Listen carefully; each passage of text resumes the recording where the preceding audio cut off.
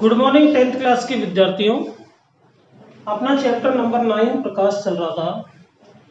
उस दिन अपवर्तन की जो घटना थी उसके बारे में हमने पढ़ा था।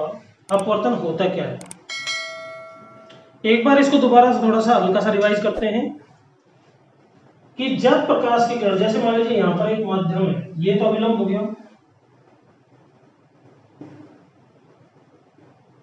ठीक है, ये पृथककारी सतह हो गई।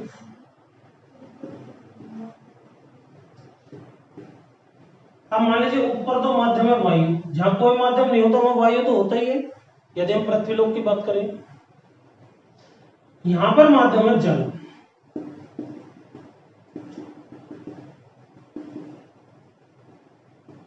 चल। आपको यह भी बताया था कि दो तरह के माध्यम होते हैं, विरल और सघन। वायु तो कैसा माध्यम है, विरल, और जल कैसा माध्यम है, सघन, राइट। अब मान लीजिए कोई प्रकाश की किरण वायु से किसमें प्रवेश कर रही है, जल में, अर्थात विरल से किसमें आ रही है, सघन में। आपको पहले बताया था मैंने, विरल से सघन में आती है तो वेग कम हो जाता है, और सघन से विरल में जाती है तो वेग बढ़ जाता है। जब वेग बढ़ता है तब तो अविलंब से दूर हटती है, और जब वेग घटता है तो अविलंब की ओर झुक जाती है, ठीक है। तो यहाँ पर प्रकाश किरण विरल से किसमें आ रही है, सघन में, तो वेग कम होगा, अर्थात ये अविलंब की तरफ झुक जाएगी इस तरह से। तो अपनी मूल दिशा से विचलित हो गई है। मूल दिशा कौन सी थी इसकी, ये, अगर इसी दिशा में जाती तो ये हो जाती है, परंतु इससे इधर की तरफ टर्न हो गई है। इसी घटना को कहते हैं अपवर्तन। अर्थात जब प्रकाश किरण एक समांगी माध्यम से दूसरे समांगी माध्यम में प्रवेश करती है तो पृथककारी सतह पर अपनी मूल दिशा से विचलित हो जाती है। इस घटना को अपवर्तन कहते हैं। अपवर्तन का कारण भी बताया था, वेग में परिवर्तन। वेग में परिवर्तन के कारण, वेग में परिवर्तन के कारण अपवर्तन की घटना घटित होती है, राइट। इसके बाद अपवर्तन के कुछ अनुप्रयोग हमने पढ़े थे, मैंने डायग्राम भी बनाए थे कि जैसे बीकर में सिक्के का ऊपर उठा हुआ दिखाई देना, पेंसिल का मुड़ा हुआ दिखाई देना, सूर्यास्त के पश्चात और सूर्योदय से पहले सूर्य का दिखाई देना। ये तीन घटनाएं हमने पढ़ी। फिर अपवर्तन के हमने दो नियम पढ़े, आपतित किरण, अपवर्तित किरण और अविलंब तीनों एक ही तल में होते हैं। और दूसरा स्नेल का नियम पढ़ा था, साइन आई बटा साइन आर इक्वल टू नियत। इसको स्नेल का नियम भी कहा जाता है। आयताकार स्लैब से अपवर्तन की घटना का अध्ययन किया था। आज हम अध्ययन करने जा रहे हैं गोलीय लेंस। ये हमारा टॉपिक है, राइट। तो देखिए गोलीय लेंस क्या होता है।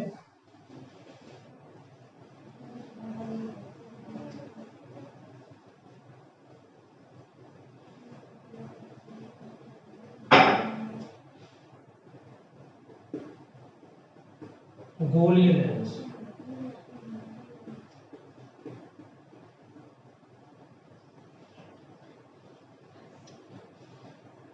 एक ऐसी युक्ति जिसके दोनों पृष्ठ गोलीय हो, वक्रित हो, उसको गोलीय लेंस कहते हैं। बिल्कुल ये डेफिनेशन उसी तरह से आपको डिफाइन करनी है जिस तरह से हमने दर्पण को किया था। दर्पण से परावर्तन होता है, लेंस से अपवर्तन होता है, राइट। तो यहां पर वह युक्ति यानी कि ऐसी डिवाइस, वह युक्ति जिसके दोनों पृष्ठ गोलीय हो,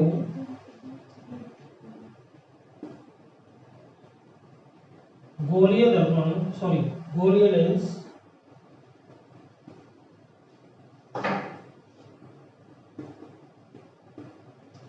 कहलाती है।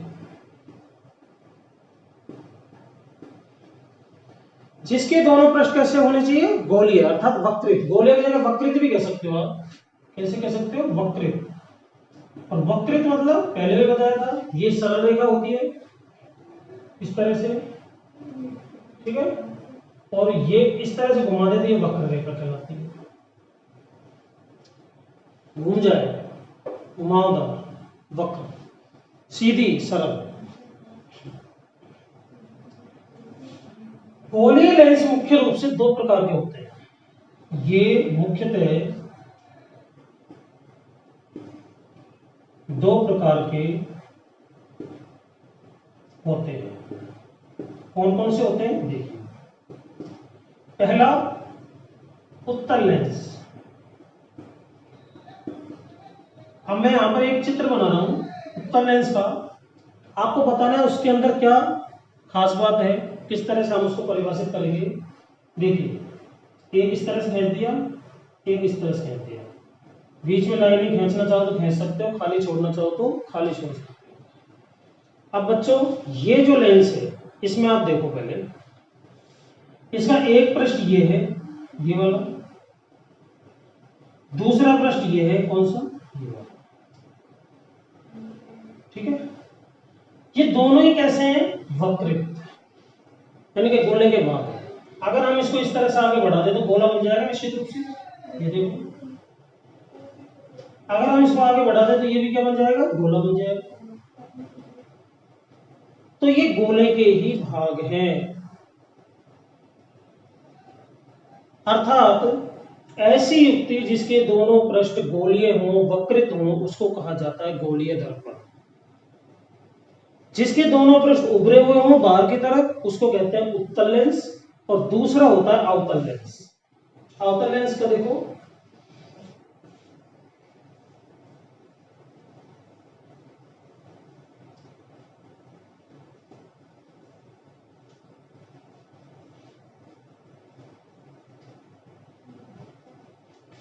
नंबर 2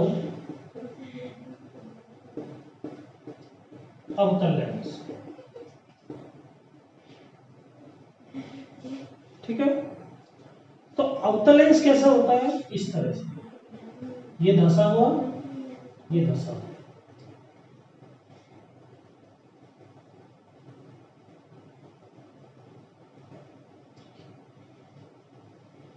उत्तल में तो क्या था, इस तरह से था, बाहर की तरफ उभार है, इसमें तो बाहर की तरफ उभरा हुआ है, और ये अंदर की तरफ धंसा हुआ है।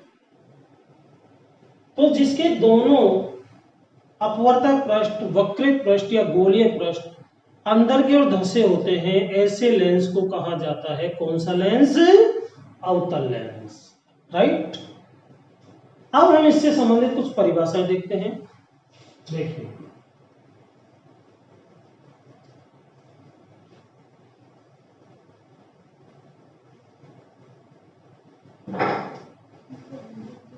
परिभाषाएं,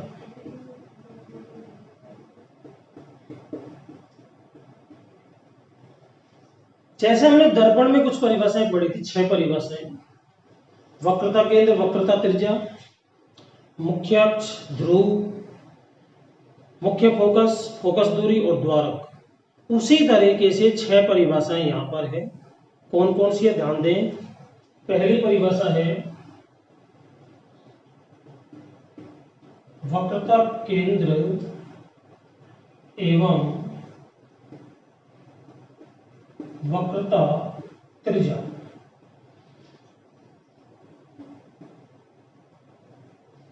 देखिए, वक्रता केंद्र क्या होता है।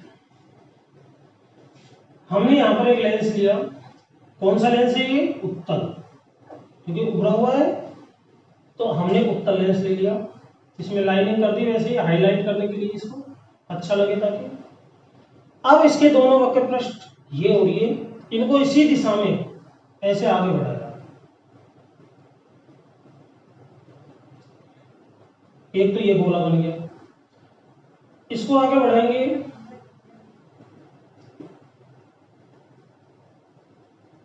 दूसरा गोला ये बन गया।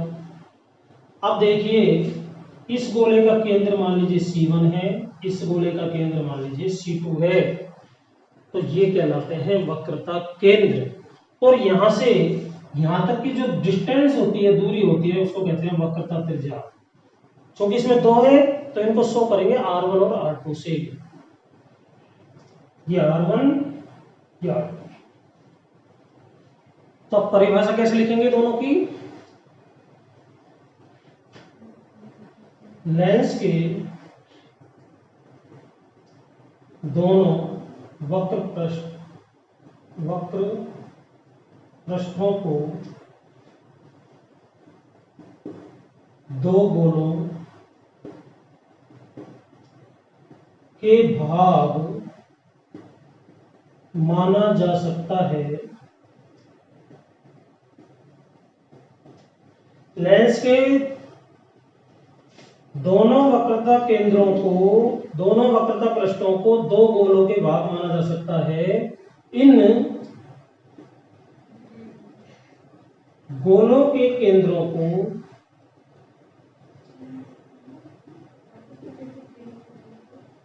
वक्रता केंद्र अर्थात C1 व C2 तथा त्रिज्याओं को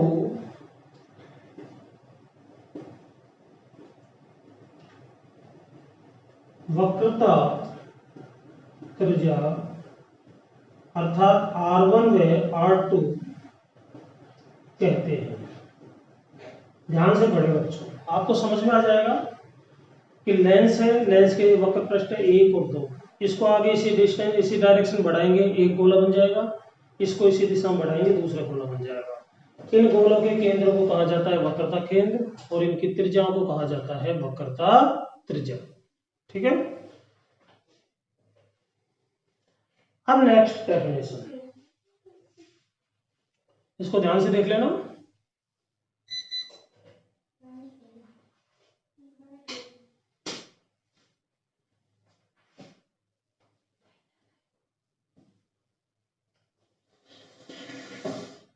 इसी से हम अगले डेफिनेशन देखते हैं। ये हटा दो इसको, गोले को, ये लो। अब ये रह गया मात्र लेंस और उसके दोनों वक्रता केंद्र।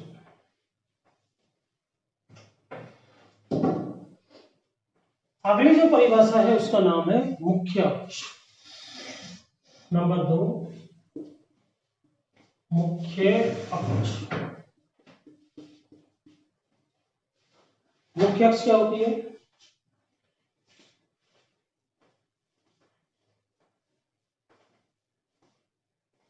ये दोनों वक्रता केंद्र जो हमने अभी ज्ञात करे हैं C1 और C2, इनको मिलाने वाली सरल रेखा को कहा जाता है मुख्य अक्ष। अर्थात C1 को मिला दें किससे? C2 से, और कितना भी इसको आगे पीछे बढ़ाया जा सकता है, तो ये कहलाएगी मुख्य अक्ष। तो क्या परिभाषा हुई? लेंस के दोनों वक्रता केंद्रों C1 व C2 को मिलाने वाली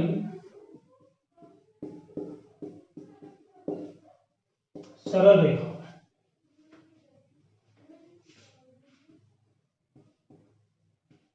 मुख्य अक्ष कहलाती है।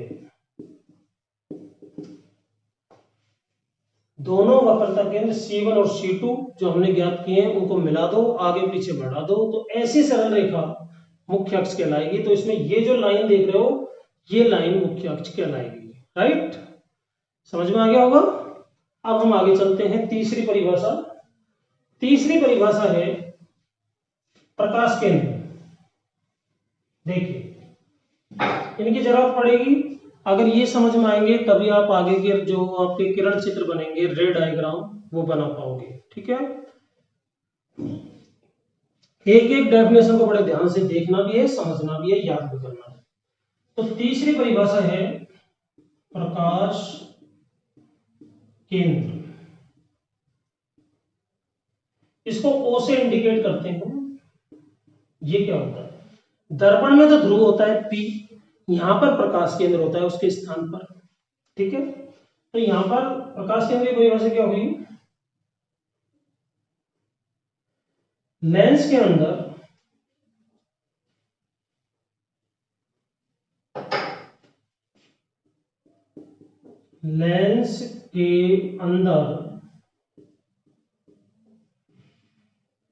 मुख्य अक्ष पर स्थित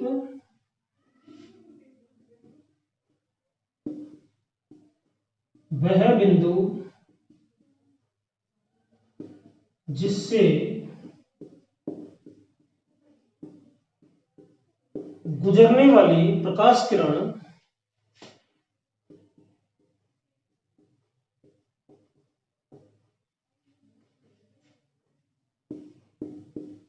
बिना मुड़े, बिना विचलित हुए सीधी निकल जाती है।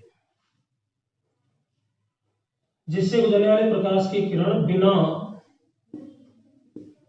मुड़े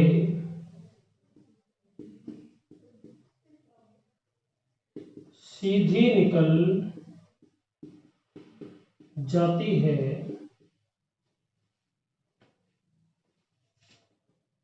प्रकाश केंद्र कहलाता है।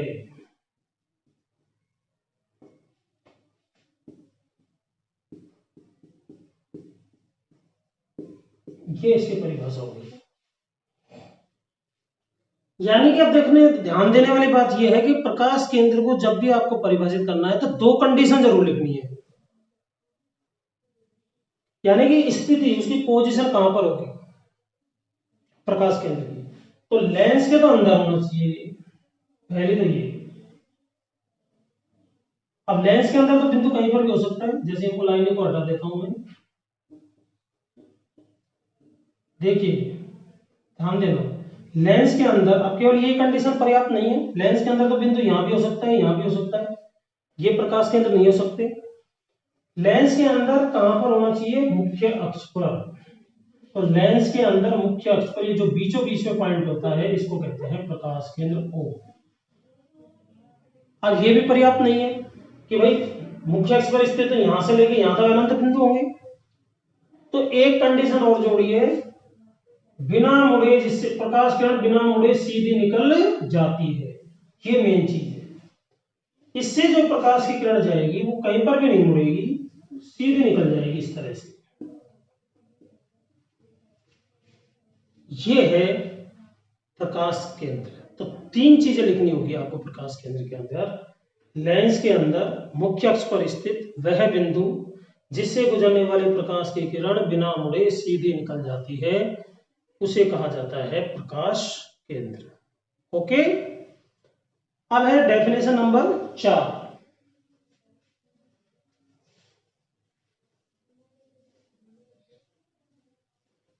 चौथी परिभाषा है मुख्य फोकस या फोकस बिंदु।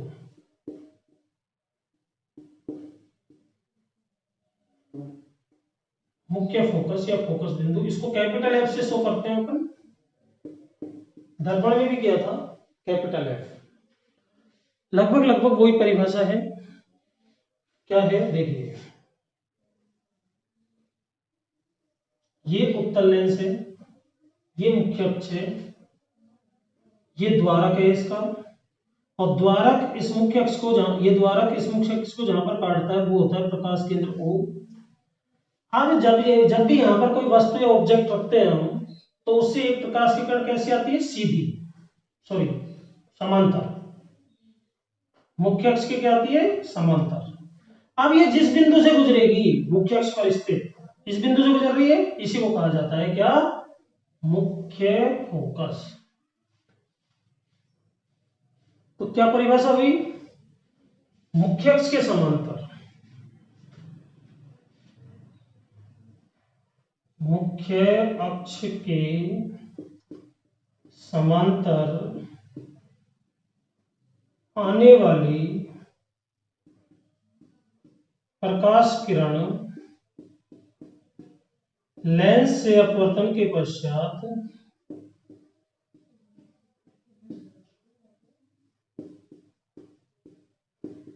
लेंस से अपवर्तन के पश्चात मुख्य अक्ष पर स्थित, मुख्य अक्ष पर स्थित जिस बिंदु से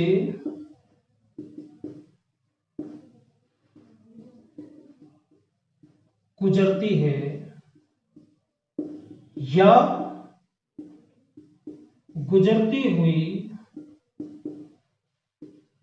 प्रतीत होती है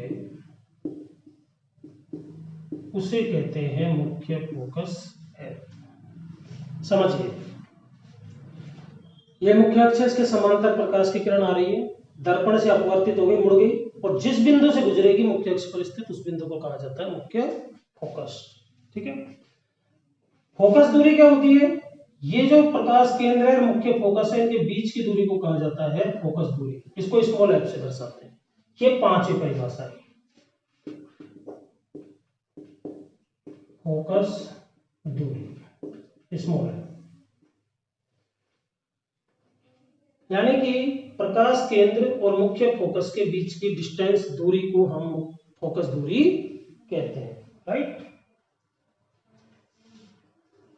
अंतिम और लास्ट परिभाषा फोकस तल।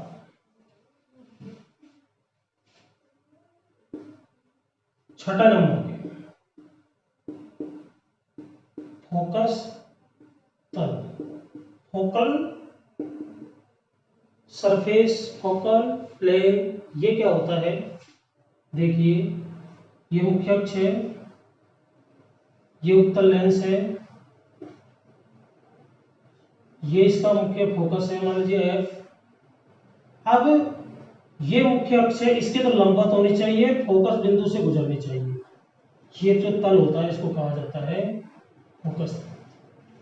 90 डिग्री को होना चाहिए, ध्यान रखना। तो इसमें दो चीजें लिखेंगे, मुख्य अक्ष के लंबवत, मुख्य फोकस से गुजरने वाले तल को फोकस तल कहते हैं। क्या परिभाषा होगी? मुख्य अक्ष के लंबवत फोकस बिंदु से गुजरने वाले तल को फोकस तल कहते हैं। फोकस तल कहते हैं, यानी कि इसमें दो कंडीशन लगाना जरूरी है। एक तो ये मुख्य अक्ष के लंबवत होना चाहिए, 90 डिग्री का एंगल बनाना चाहिए, और दूसरा मुख्य फोकस से गुजरना चाहिए। इसको कहते हैं हम फोकस तल। इस तरह से ये 6 परिभाषाएं आपको आज करवा दी है। ये अच्छे तरीके से आपको आनी चाहिए, तभी आपको नेक्स्ट लेक्चर समझ में आएगा, क्योंकि उसमें किरण चित्र बनाएंगे, उनके लिए जरूरी है। ठीक है, धन्यवाद।